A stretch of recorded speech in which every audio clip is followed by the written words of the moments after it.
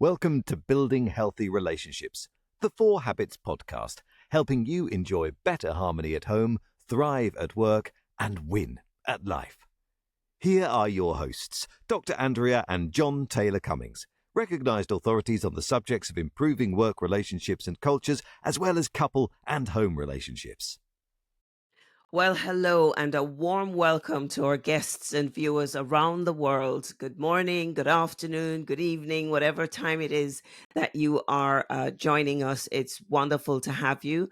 And today our special guest is Will Kintish, who'll be talking with us about professional development and business networking. So welcome, Will. Great to have you on the call.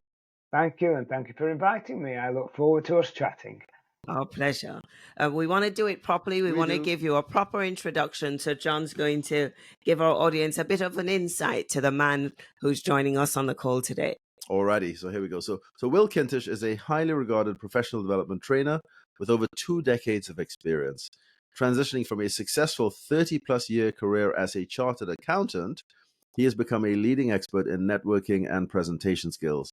Inspired by his training with the Dale Carnegie organization, Will has delivered impactful presentations to over 80,000 professionals across Europe since 2000.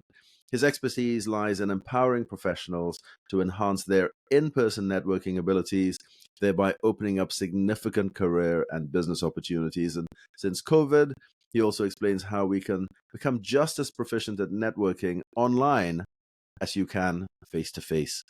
He's been awarded the PSAE Speaker Hall of Fame, the highest accolade available in the speaking profession, and he is the published author of the best-selling book, Business Networking, The Survival Guide. So, Will, welcome. Great to have you on the show with us, and looking forward to hearing some of those insights, which our audience, I'm sure, are just bursting to hear. So much to dive into, but I'd like to start with what was the transition for you from accounting into all the work that you've been doing with speaking, professional development, networking? How did that happen? I'm a great believer in fate. Mm-hmm. Great believer in fate. And you mentioned Dale Carnegie in the introduction. 2 years before I left accountancy, I went on Dale Carnegie course, and I loved it so much that they invited me to become a part-time trainer with them. Okay. Wonderful. And they started to train me as a trainer so they could make money out of me. And that was fine. And then 2 years later, my accountancy firm got taken over by a big national accountancy firm. And a year later, the senior people there said, Will, we know you love doing your training. Here's some money. Why don't you go away and do your training full time? And I went home and said to Mrs. Kintish, I'm thinking of leaving accountancy after 36 years, and told her what I was going to do. And I've been married to her for 54 years, and she's always been terribly supportive. Wow. And because the relationship is great, and we discussed it, and we said, well, let's try it. If it doesn't work after 2 years, because they paid me enough money to keep going to pay the mortgage for 2 years, I thought, well, if it doesn't work after 2 years, I'll go back to being an accountant. And that was 24 years ago, and I'm still doing what I do now. I guess it worked really well then. And you dropped that one in there. I was going to say, you dropped that one in there. 54 years married. Many congratulations to you. Thank you. Not many who can boast that. Exactly. Accolade. Yeah. And most of the people I work with are nowhere near 54 years old, of course. Exactly. So I generally work with 20 to 40-year-old people in the professional, technical, and financial worlds. Right. They're the people who, I don't know what generation they are, X or Z, but they're the people that need my help the most, because they're the ones who would much rather type than talk. Yeah. And that definitely is the trend that we are living in now, where people could even be sat side by side and would be preferring to maybe send a text. So what's the essence of the training? What's your passion in these in the professional development that you're doing? The big passion is that I know for a fact, and in my opening, I say, let's be honest with each other now. and tell me what are your fears and concerns with regard to attending events, business events, or even social events. Because going to a party, a wedding, a funeral, or even a business event where you hardly know anybody, the fears and concerns are exactly the same. Mhm. And my passion is to help these people destroy those fears by understanding what their fears are and saying, well, if you do this, we can destroy that one. Or if we do that one, then that isn't going to be a problem. So what are the fears that emerge as the consistent Okay, theme? there are three fears. The obvious one, which most of us have, including Will Kintish, fear of rejection. Will anyone talk to me? And what I explain to them is, I don't care if they don't talk to you. Your job is to be proactive and go and talk to them. You go up to somebody standing against the wall on their own, they're only standing there for two reasons. A, they don't know anybody, and B, they're nervous. So by Yeah, you going up to them, you will be the answer to their prayers. So you're not indeed. going to get rejected. And what are the chances of going up to someone and say, hello, please may I introduce myself? And they look you up and down and say, well, to be honest, I don't like the look of you, go away. I mean, I mean, the Not chances are really, likely. well, Yeah. exactly. Yeah. Yeah. Have you heard the acronym FEAR? FEAR. False expectations appearing real. Yeah. So that's fear number one, fear of rejection. The other fear with younger people is fear of failure. In other words, getting involved in conversations with people where they feel out of their depth or they don't know the answer. And I have to say to them, be honest. If you don't know, say, well, I've not come across that. Or I heard that a few years ago, I've forgotten, perhaps you can tell me about it. And that is the way to build a relationship rather than trying to bluff your way through it. And And that's a that's so second. powerful, just right there. That's so powerful because one of the challenges, especially in leadership, is around being vulnerable because the way we've been taught is you pretend you know everything and bluff your way through it and not be vulnerable. But to build that connection, we need to know how to say, I don't know. 'Cause Absolutely, Andrea. One of the yeah. props I have is a teddy bear, which he's over there. He's having a rest this afternoon. He's actually called Ted, Ted. And what it means is if you don't know something or you're unsure, learn those three words. The T stands for tell me what you mean about that. The E stands for can you explain a little more about that? And the D stands for describe. I haven't Okay. come across that. Describe to me in more detail. And Yeah. people will treat you with absolute respect by showing that by you admitting you are vulnerable. Yeah. Yeah. And the third fear is fear of the unknown, walking into that room not knowing what's going to happen. Well, the centerpiece of my training and presentations at conferences, how to work a room. And most people don't know this. People who've been networking all their lives don't know the following that I'm going to share with our audience today. There are only ever 6 groups of people in a room.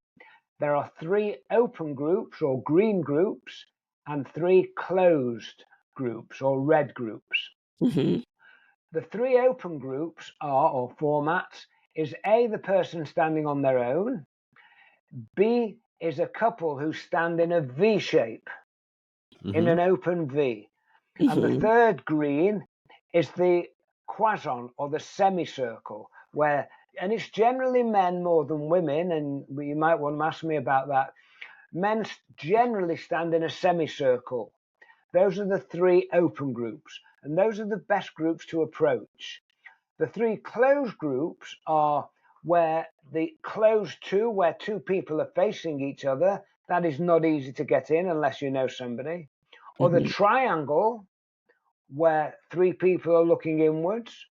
Or the circle or square, again, where people have closed themselves off and subconsciously they're saying, we're having a nice conversation, don't come in.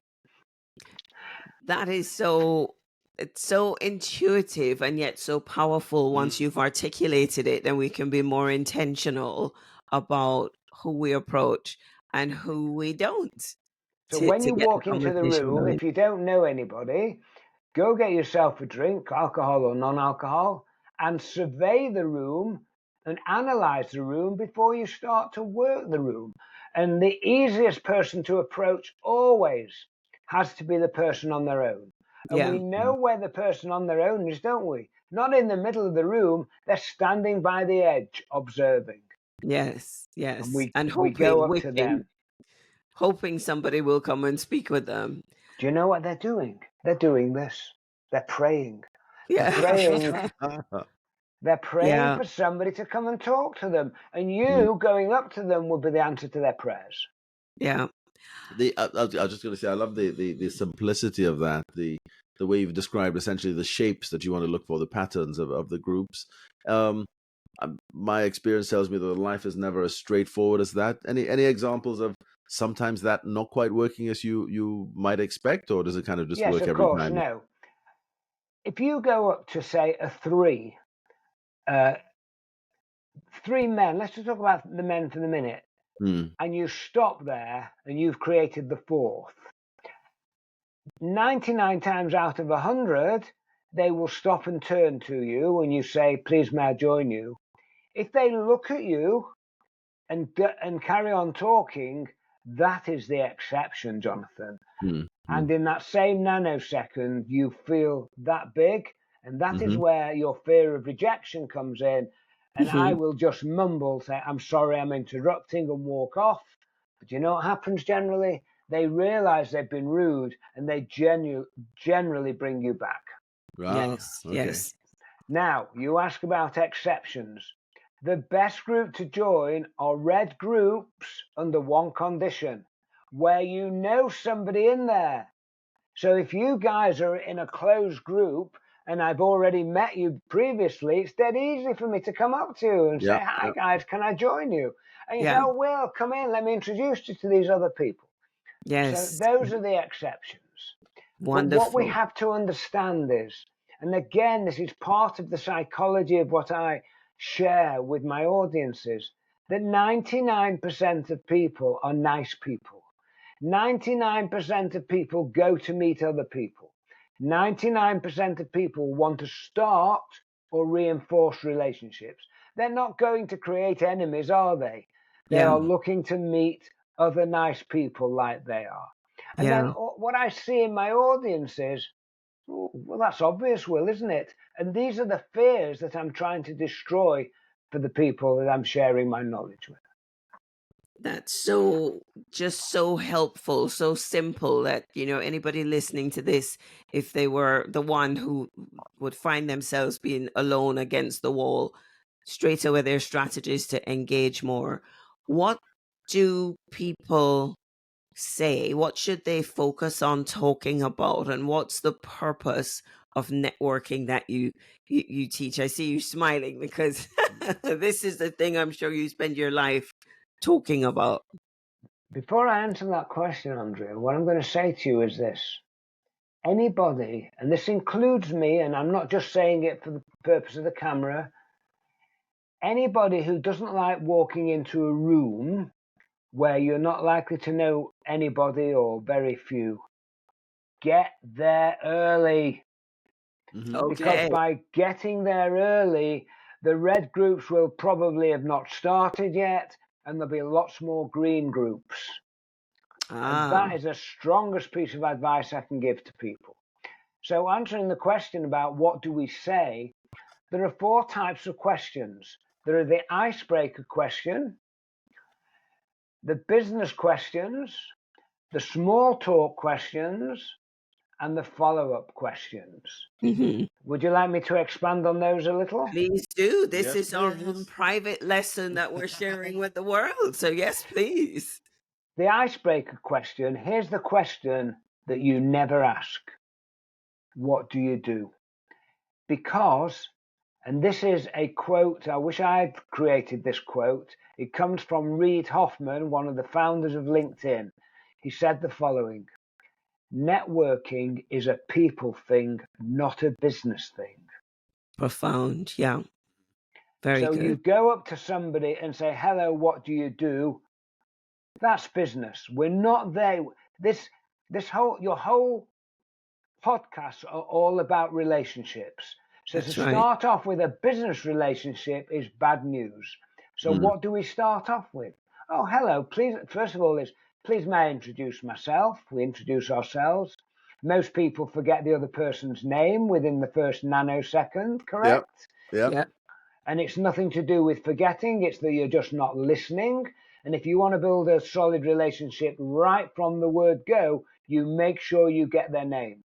And if it's an unusual name and you don't hear it, or it's a noisy room, you say, I'm sorry, tell me again. And again, it's about courtesy and respect for their name, which of course translate to the relationship with the person themselves. Yeah. Mhm. So you've got their name and then the icebreaker question, not what do you do? It's simple as this. Where have you traveled from today? Or what made you come to this event? Or what are you hoping to get out of the event? Or are you likely to know anyone here this evening? Or if you're in a magnificent hall or conference center, isn't this a magnificent room? Something that you've got in common with people that you've never met, but you have it in common at that moment in that space. Mhm. So those are the icebreaker questions. And then we can do a bit of business talk. Very often, by asking those icebreaker questions, it often morphs into small talk because it's a small talk that binds and bonds the relationship. It's never the business. It's Mhm. always, if we've got the same interest in skiing or surfing or football or whatever it is, we immediately create that bond, and that bond comes through the non-business talk, not the business talk. Yeah. But when you do get talking about business, again, here's a formula. Break it down into 3 sections. Ask them about their now, ask them about how they got to their now, and then ask them where they're going from the now. In other Mm-hmm. words, present, what do you do? And then what you asked me a brilliant question at the beginning. How did you move from being an accountant to being a presenter? Mhm. That's Yeah. a great question. So one of the questions you always ask people is, how did you get into whatever it is, or what made you become an accountant, or whatever? Yeah. And let's be honest, people love talking about themselves, Yep. and it's our job as great networkers is to let the other person do it. Yes, indeed. I want to know what people do.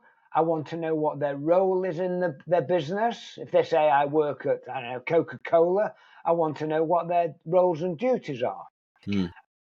I generally work with bigger companies and bigger organizations. I've just been booked to go to Geneva to speak to the International Red Cross that I'm very proud of. Ah. I, Wonderful. Congratulations. Absolutely. I speak at lots of universities. I speak for government over the years, government bodies. I speak big accountancy, big law firms. So I generally work with bigger organizations where they've got at least 20 people who need the training. Right. So Yeah. I will listen, I don't dismiss anybody, but if somebody says, well, we employ 500 people, then I think that maybe in due course there's an opportunity here. Mhm. Whereas if they employ 3 people, don't get me wrong, I won't ignore them, but there's no business there for me. Yeah. Yeah. Right. But but remember this, even that 3-person owner of a business, who does he or she know? Yeah. Everybody is somebody's somebody. So Yeah. Yeah. that's why we treat everybody with the same level of respect. Yes. Yeah. I'm intrigued. In your questions, I'm just following the flow through. You said 4 types of questions from icebreakers to business. I'm surprised you then said small talk comes after that. I would have thought once you get to business, you've passed small talk, no? Or is that Well, as I what do you mean say, by that? it depends on those opening icebreaker questions, Jonathan. There's no formula for this. There's no formula. The trouble is, people who've not been on my training, very often after you've done the icebreaker, the other person often wants to get straight into the business talk. Right. So you're sort of directed by the other person sometimes, and that's fine. I mean, one of the questions in terms of small talk that I think is really important, if I want to keep a conversation going, I will always say, so what do you do when you're not working? What do you do in your spare time? The weekend's coming up. What plans have you got?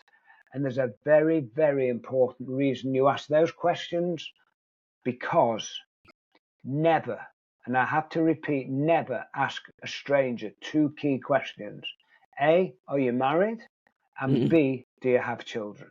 Yeah. Because when you ask the wrong person the wrong question on the wrong day, you cause upset, embarrassment. But by asking people what they do in their spare time, or what are they doing at the weekend, or what have they just done, if they've got family, they'll say, oh, we went to, or we It'll took come the out, kids exactly. to. Absolutely. Or Yeah. I will mention my 3 children and grandchildren, and if they've got children or grandchildren, you'll often say, oh, we've got 2 kids or 3 grandchildren or whatever it is. Yeah. But so the small talk is so important. Yeah. I love the way you said the small talk is the conversation that bonds you in the relationship, because It does, that's doesn't when it? you Yeah. become human again and you're, you know, a real person. I love the way you spoke about, I've just forgotten my train of thought there. There's something you said I wanted to come back to. Right. While you're thinking Ah, about it, let me deal with the 4th set of questions. yes. After that, the follow-up question. Right. Why do we go networking? In one sentence, we are looking for our aha moment or our light bulb moment. In other words, most conversations you have should produce some value for both of you. Mm-hmm. In other words, there's a mutual benefit. I mean, when people find out what I do at an event, I can't tell you how much free stuff I give away. And I that's bet. my aha moment. In other words, they say, oh, how do you get out of a group? I mean, you've never asked me that one. I've told you about getting into a group. How do you get out of a group? How do you get stuck with the boring village idiot? If you want to ask me that, save it for a bit later. But if somebody says to me, do you know, Will, I've got a team of young professional people who need your help, is that not an aha moment? That should indicate the start of the follow-up. So I will ask them a few questions. I won't go into selling mode at all. We're not doing business tonight. We're doing business after the event, not at the event. We go networking to create an opportunity to build the relationship and not to do business there and then. On the night, yeah. Very important. So if somebody says something like, you know, I might be interested, I will say to look them in the eye, because listening with your eyes tells you everything about the other person and what they're really thinking. Yeah. Listen with your eyes. So I say, how do you feel about me giving you a call? Not a text, not an email, not a WhatsApp, not an Instagram, not a whatever it is. Old-fashioned. How do you feel, Jonathan, about me giving you a call later in the week, and let's continue the conversation then, because now isn't the time to talk about it. Yeah. So that's the key to follow. And if they say, well, I'd rather you send me an email, there's nothing you can do. But at least try. And before, I don't know whether this is happening in your experience, but I'm afraid that, excuse me, the business cards are going out of fashion. I don't know whether you experience. Yeah. So what I would say to somebody is, if I really felt there was a hot opportunity, shall we link in now, here and now? You've both got your phones, give me your name, and I'll send you an invite there and then. Now, generally, I am terribly obsessive about sending people invitations without a personal invitation. You know, the personal note that you can send? Yeah. Just connect. Yeah. But if I'm standing there with this person, one of you two, and you're happy to connect with me, we're in. And as soon as I get home, I will then send you a personal message. Dear Andrea, dear Jonathan, it was great to meet you at the conference in Edinburgh. I hope you enjoyed it. I loved us talking about A, B, C, and D and E. Do you remember when we were talking? You said you might be interested in my networking training. How about we set up a Zoom call for later in the week and we can discuss the options? Yeah. You see, every relationship has to start somewhere. Mhm. And it can start with a phone call or an email or, hello, please may I introduce myself at a networking event. But as you say, that's very much in the follow-up rather than in the moment. Yeah. And Absolutely. Who was it? Somebody was saying on, I don't know if you're a golfer, but I remember somebody hearing the story that says, the place to do golf is not actually when you're out there on the to do business when you're to do golfing. business. I beg your pardon. When Yeah. you're golfing, is not on the when you're out on the 18, going around the yeah. course on the 18 holes. The business is done on the 19th hole, which is in the bar at the end. Absolutely. Have you? And you say to them, when we were on the 8th green, you said da da da da da, and then you bring the subject up again. Yeah. Absolutely. And you might have started to answer the question, which I remembered I wanted to ask, getting the name right. Sometimes I even ask people to spell the name so that I can pronounce it properly the next time. But how do you remember when you're, work in the room and you've met a number of different people? What are your tips for remembering the names and the context, the conversation you might have had with 3, 4, 5 people that night without, standing in front of them and writing notes? Let me give you my Dale Carnegie quote. Yeah. A person's name is to that person the sweetest and most important sound in any language. Right. So when I meet you, I'll say, can I introduce myself? And very often I'll do it like this. My name is Will Kintish. And you may often mirror that by giving your first name and your first name again and second name. Or I'll say simply, hi, my name's Will, and you will give me your first name. And I will concentrate very hard on listening for your name. And somehow or other, through the evening, maybe not by tomorrow, I've forgotten you. But if I've spoken to you for 10 minutes, I'll remember your name in the evening. Because you know what? There is nothing more embarrassing than me having chatted to you for 10 minutes. And my friend Trudy comes over and I have to introduce you to her. You know where I'm going with this. Yeah. Can I introduce you to, I've forgotten your name. You're making people's stature very, very small. Small, indeed. So I work very hard at remembering only a little handful of people because I don't go round like a butterfly in a room. I will only talk to 3 or 4 people because I will mix it between new people and existing people. Don't get me wrong. I will always start, and if I can see a group of people I already know, I'll go and talk to them first. And then I will excuse myself or take them with me. The big trick about getting rid of people is not to get rid of people, is to take them with you. So let's say, Jonathan, I found out that you don't know anybody. You've been a bit nervous. I've offered to take you for a drink and you come with me. I've offered to take you for some food and you come with me. I now need to get rid of you, right? Yep, that was the question. Shake him off. I've got to shake you off, but with courtesy, respect, and good manners. Are you ready for this? This is the one-liner. Jonathan, shall we go and meet some others? So the 2 of you go together. You look for an open 2 or an open 3. You go up to them and say, please, may we join you? So you've turned an open 3 into a 5.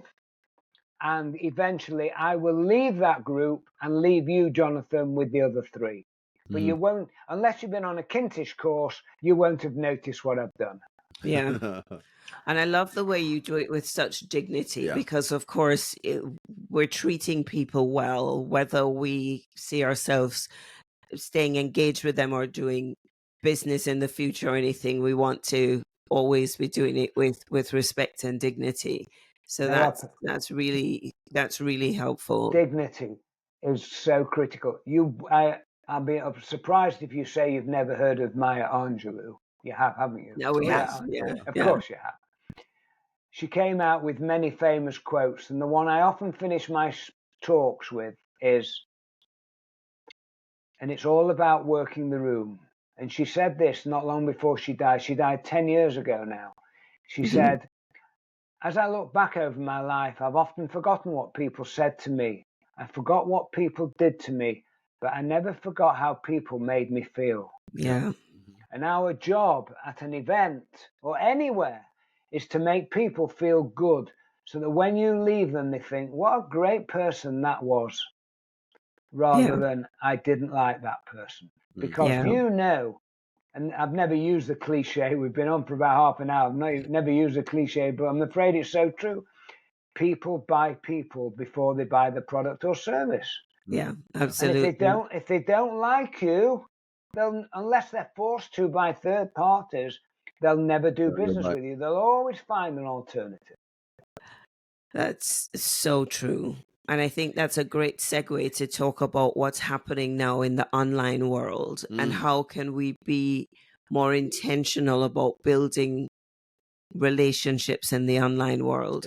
Because you've probably seen it, you know, people have become so so very transactional, back-to-back meetings, quick conversations about work, and then move on to the next meeting with not much time for real connection and interaction. So how do we navigate, how do we do networking with the online world? Anybody who's been on LinkedIn for 5 years or more, who's already got their network, the strong advice I give to them is spend more time going through your level 1 contacts and reconnecting with those people rather than putting too much effort into looking for new people. Yeah. Because you know what it's like starting a brand new relationship from scratch.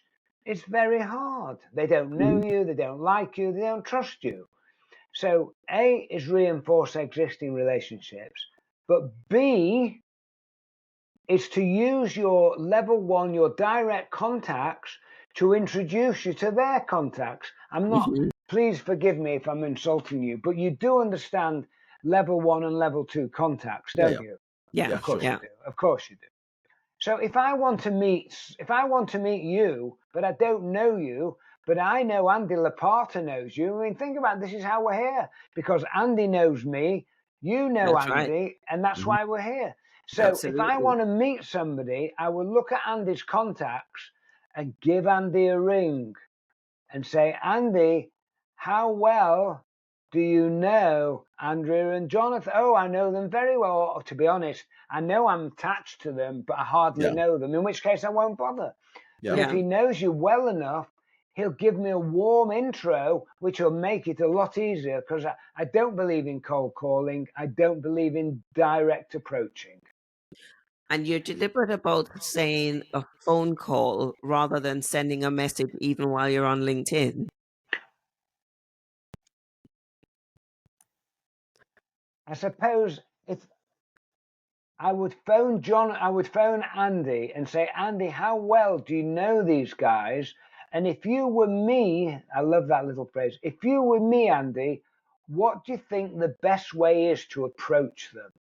Right. And to do it in a short phone call rather than an email or similar, you're bound to get more value from that channel of communication. Agreed. Even though it seems like the phone call is a dying art sometimes, where everything is through WhatsApp. And there's so few people use it that that when you get a phone call, you think, oh, hey, great, nice to talk. Nice to speak. It is nice to speak, and I don't know whether have I said it. At the bottom of all my emails, it says, "Talk more, type less." But it's true. Yeah, it is. Certainly a mantra for There's nothing to beat what we're doing. Okay, there is something better, being in the same space, in the same arena. But because we can't, even though you're 20 minutes up the road. If I'd known that, I'd have come up to the studio. We could have done it live. We could have done it live. So let's go back to the online conversation, because so much of our business now is being done in Zoom calls. How do you network better online? What are the tips for really engaging and building The rules rapport? of engagement are no different. It's about the conversation. It's about spending more time being interested rather than interesting. Here's my nth Dale Carnegie quote: the most interesting people we meet are those who are most interested in us. So the conversation is no different from being face to face. I say to people, make sure you're like, can you see me reasonably clearly today? I'm facing an open window. Am I clear enough? Yes, yes. Okay, so I say, make sure your background's okay, make sure your sound is all right, make sure the lighting is okay, make sure you're on time. Yeah. My friend, if ever you're looking to interview anybody else, make a note. David Heiner, H-Y, have you heard of him? H-Y-N-E-R. No. No. Check him out. David Okay. Heiner said a year ago, Will, I hope you're never on time. I said, what? He said, always be early. This is back to what you're asking me. Online, just if you've got a 10 o'clock Zoom, whether you're hosting or whether you're turning up for someone else's, be there at 9:58, not 10:02, because that's rude. That shows lack of respect and lack of courtesy. But the ordinary online networking, I mean, if I meet somebody online and I think there's a load of potential business, I would say to them, how do you feel about me coming down to London, if it's London, and come to your office? Because again, if there's enough business there for me, then I'm going to go out of my way and sit across a table from them rather than across a screen. Yeah. Absolutely. There's some real nuggets in there, Will. Thank you so much. I wanted to just make it real as well for some of the audience in terms of examples. The theory is always great, and I think you touched on this a little bit earlier. But any examples that you could share of networking situations that have just gone really badly wrong, and you just think, actually, you know what? Control-Alt-Delete. This isn't working here. We need to do something different. Or is there any Horror stories. horror stories or anything like that? Well, I have to tell you about, this is a general idea, but it works for many people. This is the Kintish 4-question rule. These are horror stories. When I go to events, there's a tiny percentage of people who go in my rude category. In fact, I will tell you a story. I was invited to a Robbie Burns night, and I got there late because I've been doing some training. And the guy who invited me said, "Oh, you must meet the senior partner. You might get some business from this." And he took me up to the senior partner, and the senior partner was very tall. And my friend said, "Fred, let me introduce you to Will. He's doing some." And this very, very rude man said, he looked down his nose, he physically looked down at me and said, "Oh, you're one of our suppliers, aren't you?" How do you think I felt? Yeah, Wow. You exactly. have to treat everybody with respect, and that includes questioning. If I ask somebody at an event and if I'm in good mood, 5 questions, and they don't ask me anything, what does that tell me about them? What are they saying? They're not They're interested in anything you. about me. They don't want to learn anything about me. They're showing no interest. They're intimating that they want to move on quickly. And you know what happens? It turns into an interrogation or an interview. That's not what this is all about. It's about an ebb and a flow of questions and answers. So those, you asked me about horror stories. Unfortunately, you generally have one at each event.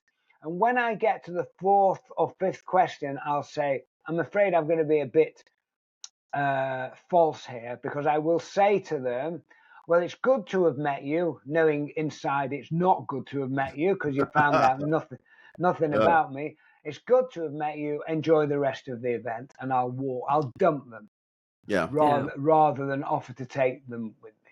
But yeah. those, and my audience, please, if you want to be liked, show genuine, not just interest, genuine interest in the other person.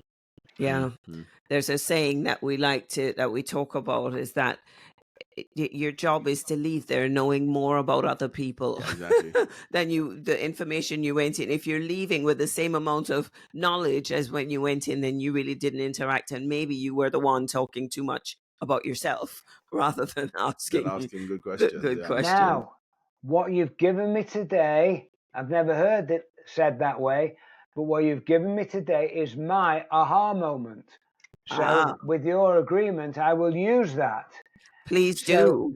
And so so knowing it was a good conversation Mhm. means that you've learned more about them or about their knowledge, maybe not about them sometimes, but about them or their knowledge. Yeah, yeah, yeah. You picked up something. Absolutely. Because a sometimes, visual sorry, a good visual that somebody gave me is if you're at lunch with somebody and their plate's empty, your plate's full, you know you've been doing too much talking. That's the thing to They haven't had a remember. chance to. here's another one for you. If I meet somebody at an event and he or she starts asking me or finds out that I do networking and they start to take advantage of my kindness, oh, how do you do this and what happens here, what that there, Yeah. and I'm doing too much talking. Again, they're learning everything and I'm learning nothing about them. I Mhm. get to a point where I say, look, enough about me. Tell me about your hobbies, Exactly. your Yeah. work, and I just Mhm. switch it over Yes. because Mhm. in front of my mind, as you can probably tell, I use a lot of acronyms, and one Yeah. of them is WAIT, WAIT, and what that stands for is why am I talking? I That's like good. that. Yeah, Yeah. Because if you just said to me, we learn nothing by talking. yeah, Yeah.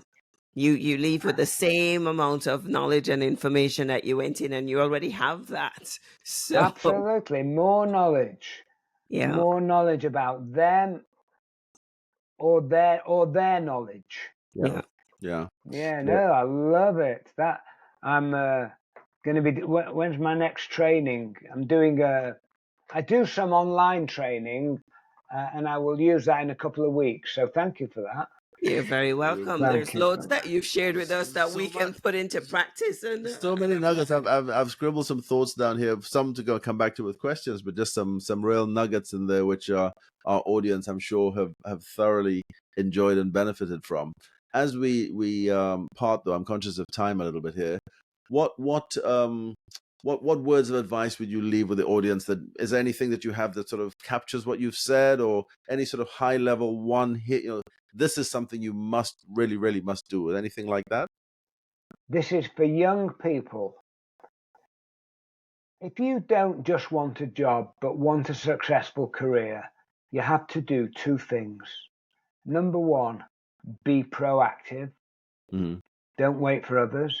Mm-hmm. And number two, be visible. Be Mm-hmm. visible online and visible face to face. Woody Allen said 80% of success is just turning up. Yeah, hmm, yeah. I mean, I will go to the opening of an envelope, I will go to anything. I've not heard that one before. I love that. If I get invited to anything, unless Mrs. Kintish has got something lined up for me, because and again, now that was Woody Allen's. This is mine. If you don't go, you'll never know. Yeah, love it. Yes. I went out for lunch today with a new couple. We're making a load of new friends down here in London. And I said, how did you two meet? And the lady was a doctor, or she's retired now, she's a doctor. I said, how did you? She said, oh, I was invited to an event by my friend and I didn't want to go. And she drove me mad. And she said, you must come to the event. And as I was going up some steps, I saw this guy. And somehow or other, it was love at first sight. And we've been married for 40 years. And Oh, as I There you said, go. had you not gone to the event, you wouldn't have met him. Yeah. wouldn't have met him. So we have So, to show up. We have to be visible. I like that. and Any be final? proactive. Yeah, And be proactive. I mean, I'm always writing articles on LinkedIn. I keep in touch with people for no reason at all. How are you getting on? How's the year going for? Never say how's business. yeah, Because as you know, self-employed people, business goes like that, doesn't Yeah. it? Peaks and troughs. It's not like you're on a salary and it's every month you get the same. So by asking questions like how's business or are you busy are silly questions and you're not going to get a good answer. yeah. But by asking how's the year going for you, or when it gets to October, how's the year gone for you, you're probably going to get a more accurate answer. Mm. And more open, Yeah. because it could be they talk about business. It could be that they talk about life, about what they're going on. Any Absolutely. any final reflections, Will, on relationships, on just building relationships, not in a transactional way, but as you've just said, keeping in touch with people for no reason. I've learned this. And again, I'm sorry, it's not mine, but I don't generally, I always live by it. The best way to win an argument is not to have one. Mm-hmm. When my wife says black is white, I say, well, if that's what you think, that's fine. I will never argue with her. Or I will say to her, well, actually, I think white is white, but if you want to think that, then that's fine. What's the point in arguing with people? Mm. Well, that would take us on to a whole other conversation, that one, but I get the point that if it's they're just a convinced. matter of opinion. My son was sharing something recently. What did he say? He quoted one of the old Roman emperors. So he said, everything you hear is an opinion, not a fact.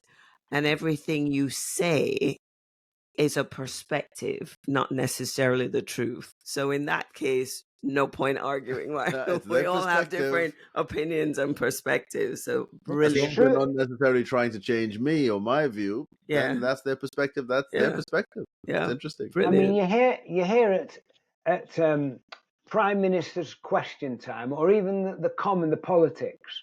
We Mhm. have one side, we have another side who think differently, Yeah.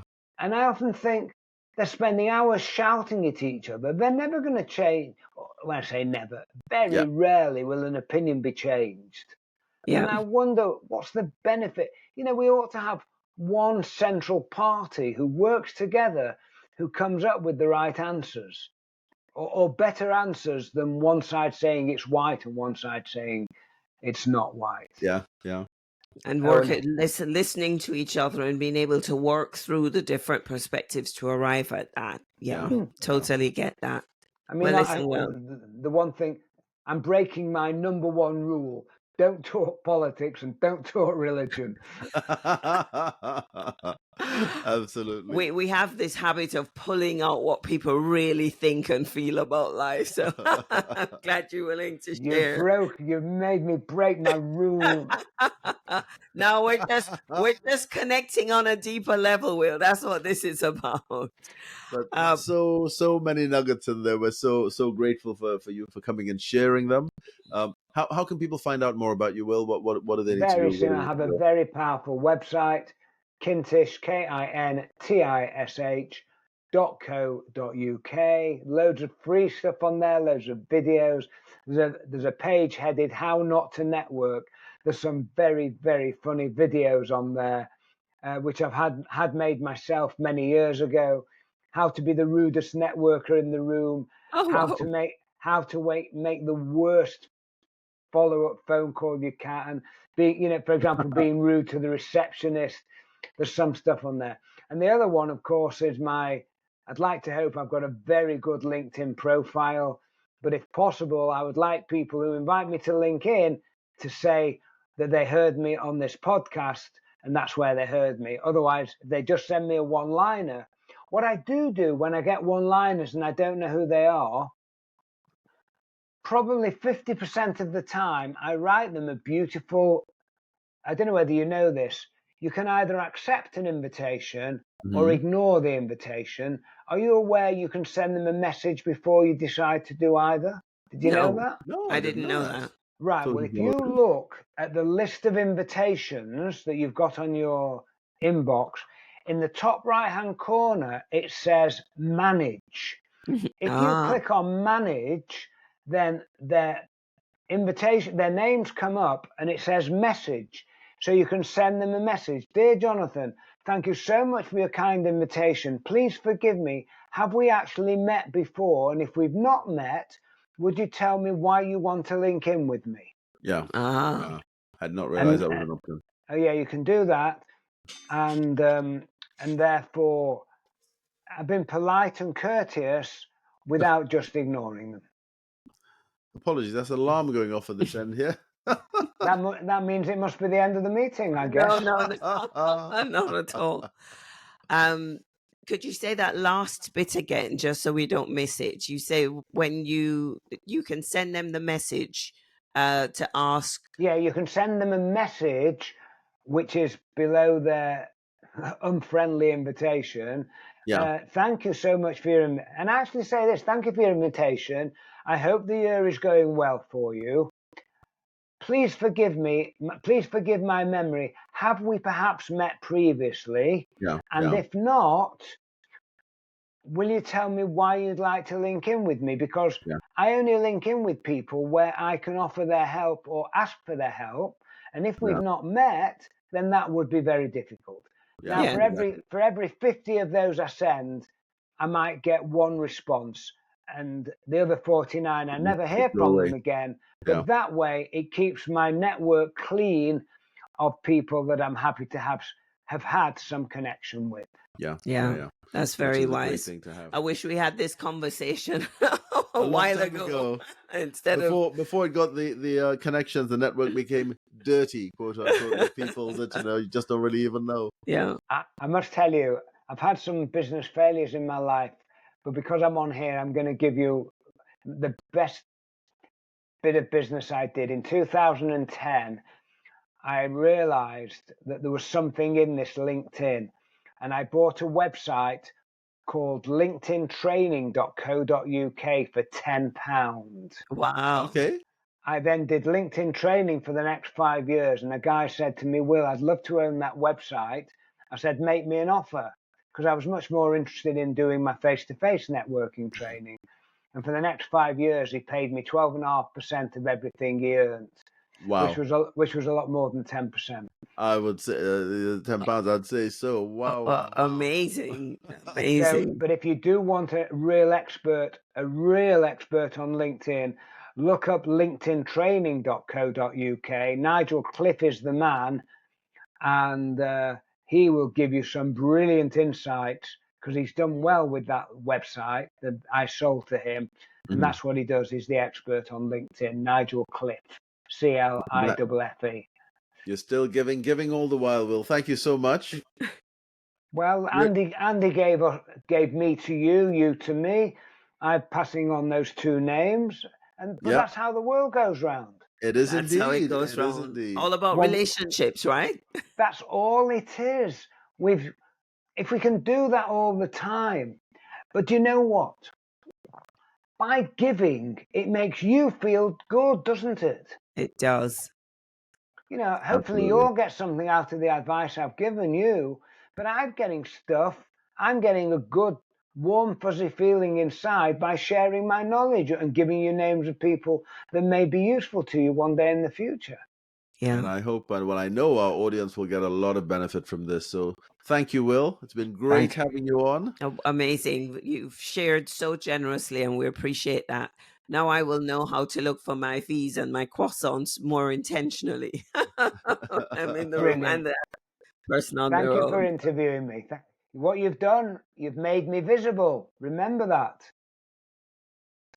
Well, increased it because it sounds like you've done a pretty good job of being visible yourself. But Exactly. yes, wonderful. Thank you. Thank you so much. So thank you, and to our audience around the world, we say thanks for being with us for yet another fascinating episode. Yes. So many insights and nuggets in there. And things to put into practice straight away. Please do contact Will if you would like to find out more from him. But other than that, for us, it's a wrap, and see you See you next time. Bye-bye. Bye-bye. We hope you enjoyed that episode. And if you did, and you want to hear more, the best thing to do is subscribe. Then you'll never miss an episode. There's a new one every Friday. You can stay connected with us on social media at The 4 Habits for updates, behind-the-scenes content, and to participate in discussions related to the show. We always love to hear from you. And of course, if you've enjoyed this podcast, please leave us a review on your preferred platform to allow us to reach more listeners and help people around the globe radically transform the way they do relationships so they too can enjoy better harmony at home, thrive at work, and win at life.